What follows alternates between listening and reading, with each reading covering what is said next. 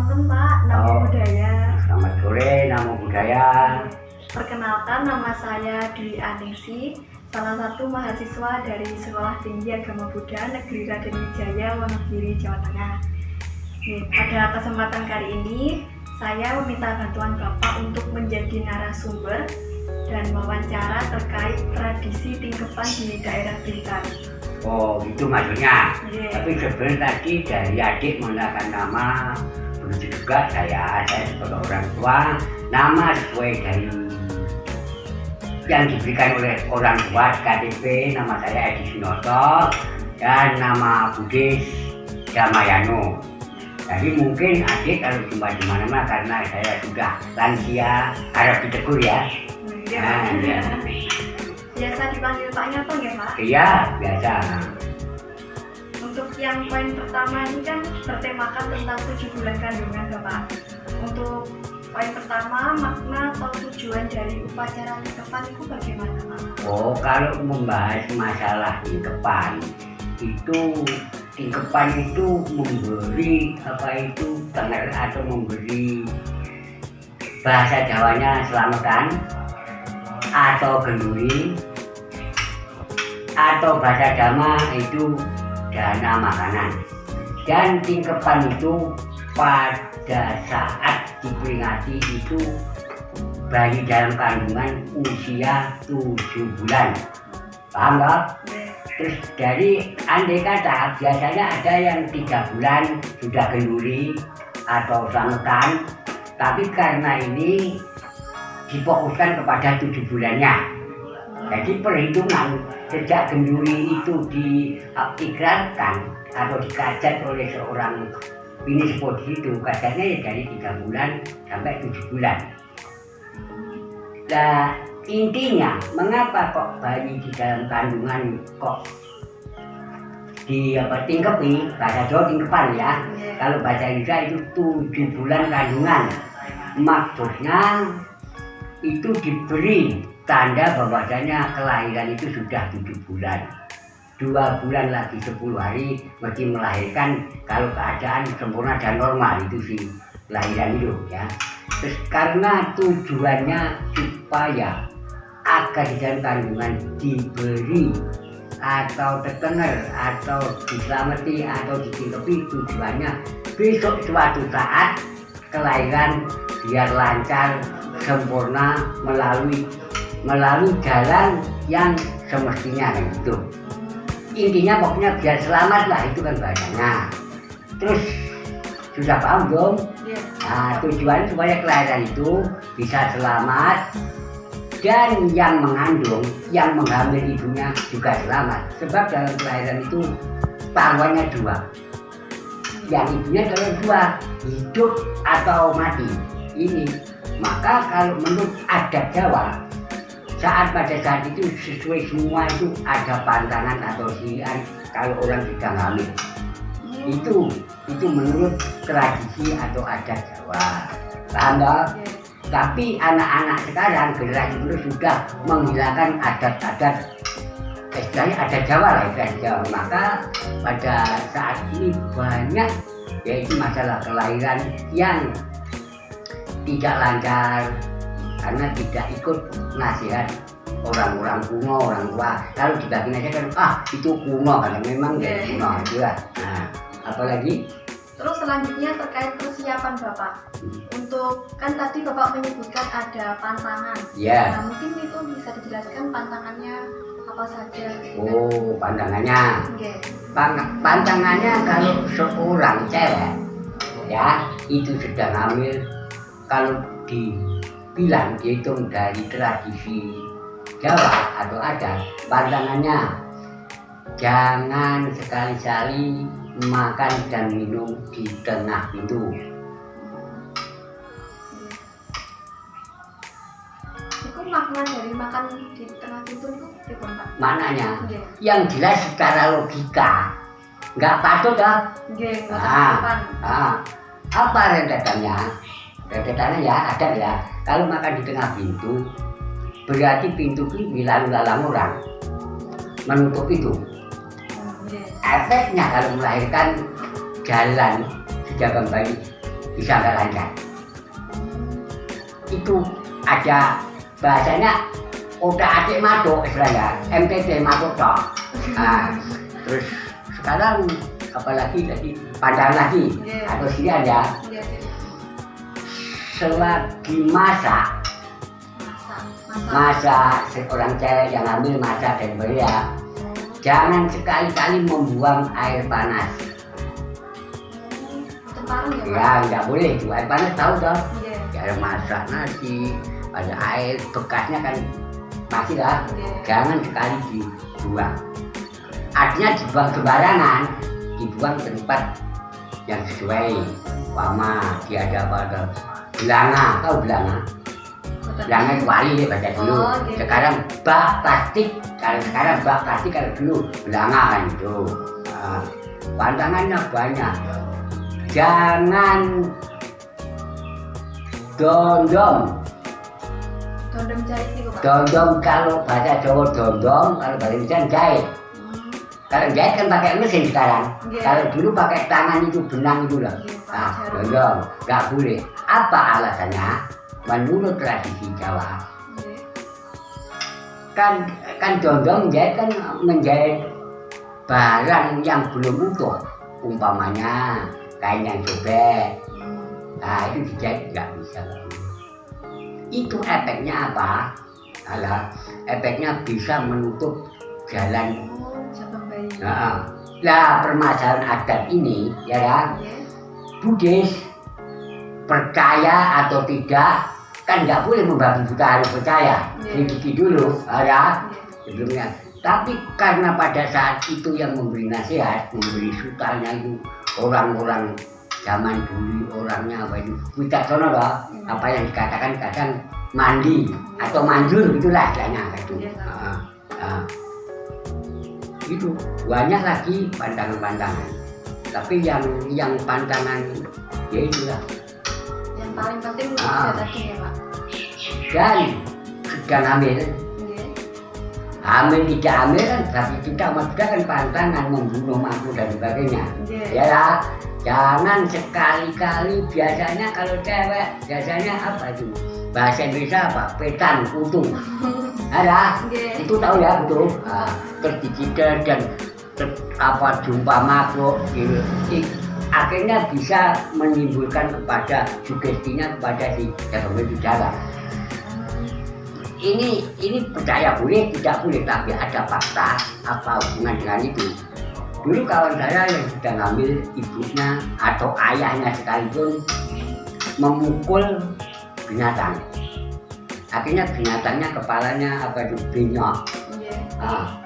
Si jagung bayi keluar kepalanya juga benyok. Fakta itu banyak kejadian. Apa itu ikan lele apa pokoknya itu. Sebenarnya kalau ada kaitan dengan dhamma itu sebenarnya analisis ya. Itu menunjukkan bahwa ya itulah perbuatanmu hingga di situ. Karma. Karma. Karena kok itu karma itu? Sekarang bencana. Wong yang berbuat bapak dan ibunya kok kepada si jagung bayi lain. Apa hubungan dengan karma wong dia tidak berbuat? Karma tidak bisa berdiri sendiri, kait mengait. Ya lah, saling hubungan, saling bergantungan, kan itu karma. Apalagi terus terkait persiapan selain tantangan itu kan sebelum melaksanakan upacara ada sesajian atau ubor rampenya Pak. Oh lah, ubor rampeng itu hal yang paling penting dan utama. Nah, termasuk upama genduri ya. Tahu ya genduri? Genduri nasi yang dibikin bujeng kau serupa kukusan, serupa candi Borobudur, atas pintu itu. Karena itu ngawuri apa itu keselamatan dari 3 ke 7, tapi poinnya 7. Bujengan 3, bujeng 3. Terus lagi 1 porsi lagi bujeng 7. Berarti ada 2 jenis bujeng. Ya. Yang bujeng 3 itu memberitahu bahwa di dalam kandungan kan 3 bulan sudah nampak kalau bayi.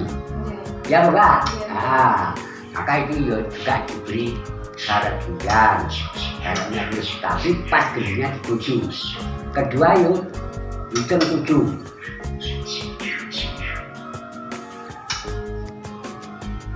Makna saking bujang 7 ini bagaimana Pak? 7 itu melambangkan gambaran si Jabang bayi dalam kandungan 7 bulan. Maka bahasa Jawa tingkepan itu pas 7 bulan. Hamil yang ke 7 bulan, saya nggak tahu dari mana hitungannya sampai 7 bulan. Nah, itu yang paling paham cewek. Ya, tuh. Selain bujang apa lagi Pak? Ya termasuk obrolan pen lain, sarannya dong, sarannya genduli dong. Pisang. Pisangnya pisang rojo. Oh, harus pisang rojo ya? Ya, itu kalau mengikut adat ya yang disampaikan. Tapi kan udah kan simpel. Lain ini kan hubungannya dengan membahas masalah adat dan tradisi. Ya, terus keleman.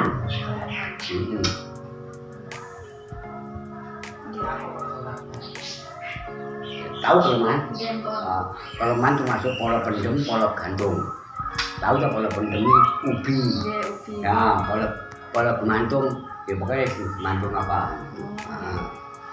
Terus itu biasa kalau orang dahulu gambarkan lah, itu kan mesti pakai daging ayam. Ingkung. Tapi bagi kita kan pandangan. Ya lah, jadi garis miring atau ingkung atau garis miring. Itu kan bahas masalah adat tradisi dah. Itu ingkung. Dan era sekarang yang genduri model demikian itu masih orang satu ingkepan. Ya lah.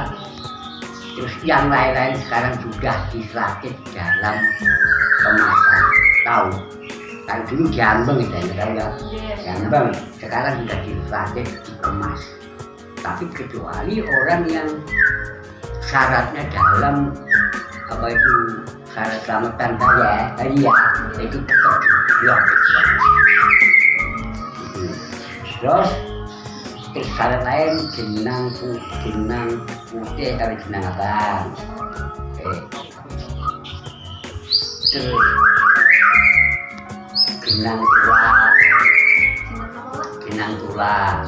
Itu jenang tulang aku. Ini gambarkan menolak karma-karma kayak akan itu. Terus namanya tulang. Ya jenang tulang. Terus jenang sepo.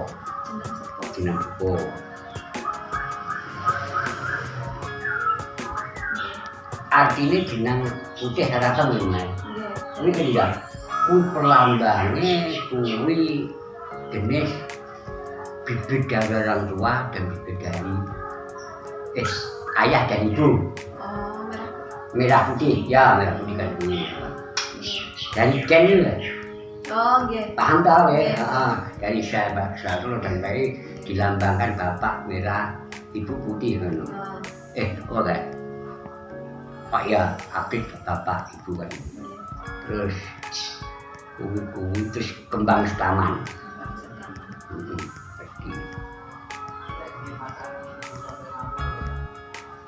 Terus nggih wonten niku Pak, jenang procot namanya. Jenang procot kuwi ta. Ya jenang procot anu kuwi. Ya, jenang procot boleh. Jenang procot isine jenang karo gedang dikupas. Bisa nang jerone. Wis dikupas. Diadai kendil ki belanga kayak kudu kuwi enggak tadi. Kaya kendil lah kane. Kuwi jenenge belanga, wali cilik kendil cilik. Kendil ada lek dikajat pe gedek lawang. Wong sing kendulen.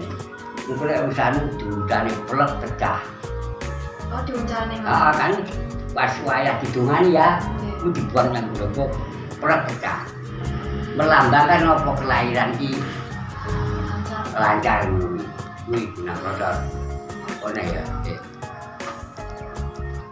bukan juarang ya saiki ora ono kuwi ketupat wonten nggih Pak? ketupat ana ketupat luar nama ketupat luar. Ketupat luar.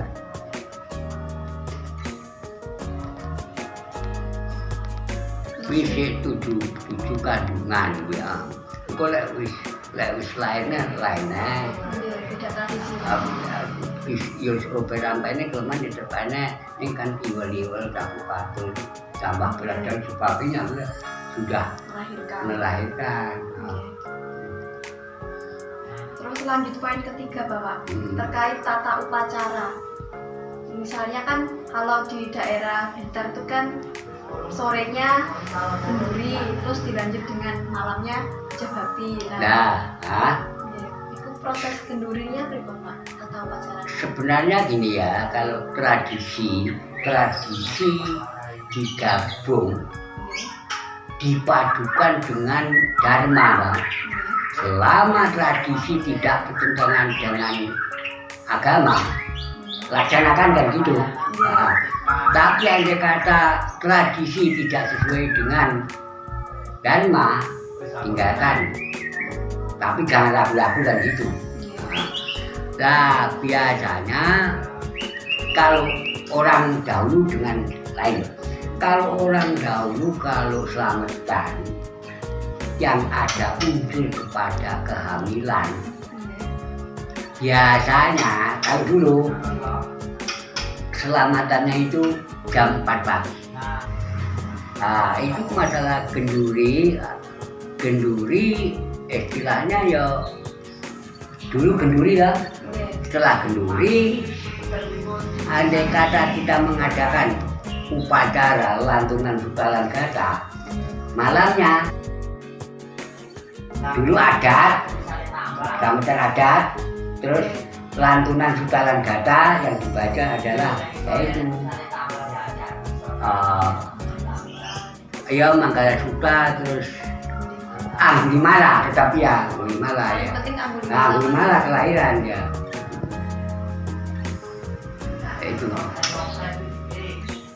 apa yang masih mengganjal atau belum jelas yang paham lagi. Terkait itu Pak, kan saya pernah baca di artikel upacara 7 bulan kandungan khususnya di daerah Blitar itu ada siraman Pak. Siraman itu dilakukan sebelum kenduri atau setelah kenduri Pak? Siraman itu biasanya dulu kenduri. Kenduri terlebih. Kenduri terus siraman. Tapi sekarang itu antara adat dan tradisi itu sudah bergeser. Istilahnya sudah nggak fanatik seperti dulu, kaku. Sekarang itu kalau saya amati itu yang penting selamatan begitu modelnya sekarang itu kan itu intinya. Sebab orang kadang paham tapi tetap tidak menggeser pokok intinya, nggak tergeser. Nah kan itu. Dulu diperhitungi harinya, diperhitungi waktu kenduri jam berapa. Kalau selamatan bayi itu nggak boleh siang, harus pagi gitu. Itu bermakna semua. Tapi seiring berjalannya waktu, tradisi yang seperti itu sudah mulai ditinggalkan oleh masyarakat ya Pak? Ya masih ada tradisi, ya sudah. Kalau saya amati itu berapa persentasinya kecil sekali itu. Tapi di kawasan saya, di lingkungan saya ini masih berjalan mulus itu. Masih berjalan mulus demikian itu. Kecuali di situ daerah-daerah yang nggak memahami tradisi, orang akan meninggalkan. Sebenarnya tradisi Jawa itu dengan ajaran Buddha nggak ada pertentangan. Nggak ada pertentangan, tidak merugikan orang lain dan tidak merugikan dirinya sendiri. Setelah dilaksanakan tidak kecewa, nggak masalah. Ini terus mohon bantuan Bapak untuk memberikan pendapat nih Pak. Ya. Menurut Bapak tuh seberapa penting melakukan tradisi itu Pak? Gitu. Seberapa penting banget? Menurut jenengan mawon? Kalau saya, sebenarnya kalau saya sudah tergeser tradisi. saya yakin geser. Iya. Kalau diamati dari pengertian yang setelah aku dalami secara baca, kita kan cuma istilahnya kan berdana. Iya, Mas. Semua kan berdana, tidak memberi. Tapi kan semua yang dilaksanakan kan tergantung kepada niat dan pelaksanaan. Niat saja nggak pelaksanaan juga nggak ada nilai. Iya, betul. Pelaksanaan melanggar dengan damai juga nggak ada arti, nggak bermanfaat kan gitu.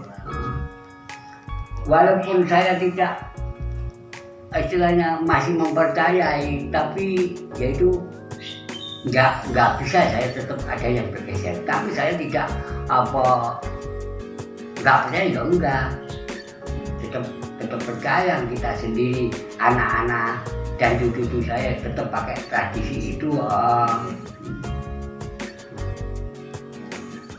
Terkait manfaatnya tadi supaya calon ibu sama calon bayinya selamat ngoten ya Pak? Ya intinya gitu. Dan dalam keadaan kehamilan itu kan sebenarnya kan betapa di dalam kandungan rahim itu kan betapa. Makanya di dalam betapa itu macam-macam lain. Tahu kamu ada yang ngidam? Bahasa Indonesia apa ngidam? Ngidam Pak. Ngidam ya? Mungkin pernah itu. Bahasa saya yang saya pahami ngidam. Ngidam itu kalau dinaikkan lagi pengen. Keinginan atau nafsu keinginan. Maka di dalam kandungan itu si jabang bayi itu pengennya macam-macam ngidamnya. Kalau aku bilang kamu mungkin anggap percaya dan nggak percaya. Mbak saya pernah katanya hamil dulu, maunya makan di dekat WC.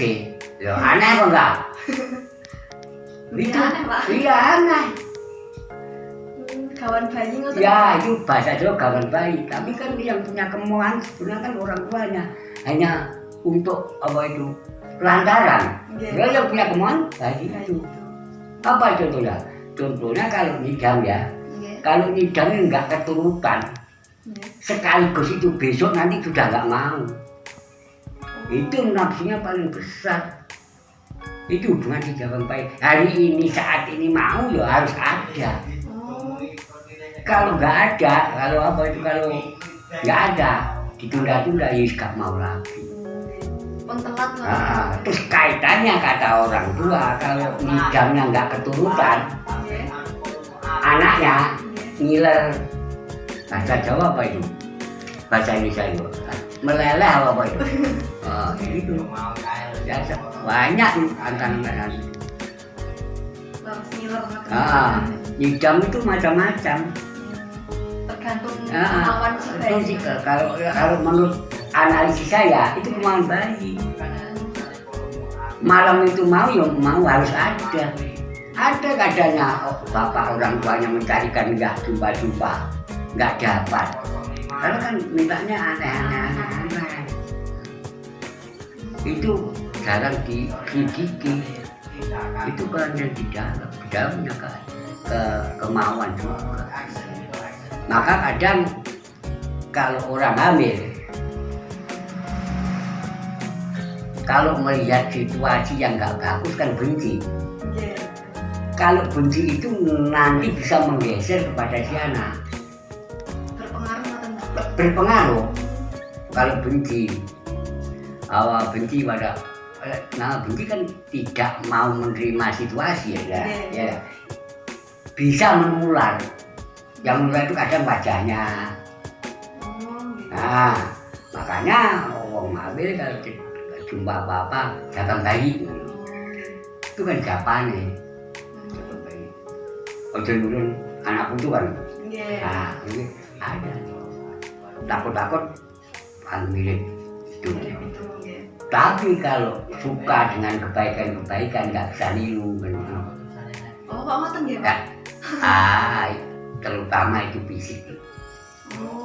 Bukan jiwa ya, bukan batinnya, fisiknya biasanya sini. Niru gitu. Makanya kalau ada era sekarang ada anak berani orang tua itu sudah tidak aneh menurut aku. Tidak. Kalau sekarang musuhnya lain lagi, jumpa lagi lebih dekat itu. Untuk pembalasan supaya enak lebih dekat ya dalam, maka dalam sekolah keluarga banyak lah membunuh dan era sekarang ya.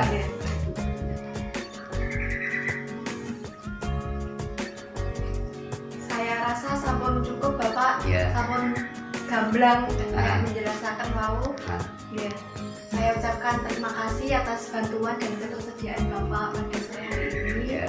Dan saya mohon maaf apabila ada salah kata maupun tutur kata ya Pak. Ya, semua itu sebenarnya tidak ada, maaf berjalan apa adanya atas penjelasan saya, atas pengertian saya dan teman saya ya begitu itu. Nah, jadi tidak ada lebih dan kurang ya apa adanya itu. Nah, itu pun sesuai dengan apa itu, sesuai dengan kenyataan apa yang pernah saya lihat, pernah saya laksanakan, dan aku sendiri kan juga orang tua di sini ya biasa lah untuk kenduri dan sekaligus bahasa Jawa ngajak lah, mengikrarkan lah saya kan gitu. Jadi kalau mengikrarkan ya harus lengkap. Ini macam-macam dibaca semua kitabnya kan alat-alat itu. Ya bisa jumpa dalam kesempatan nanti kata ada hal-hal yang kurang berkenan, harap mohon harap segala sesuatunya ya. Sami-sami Bapak. Ya. Ya matur nuwun, terima kasih banyak Bapak. Ya. Dana. Anumodana sapisata bawantu sukitata. Ya semoga. Nah, semoga mulai sudah mugi-mugi sabuning dumadi tanpa mangya akan kesanggoyo. Terima kasih. Sadu, matur nuwun Bapak. Iya, Namo ya. Buddhaya. Namo Buddhaya.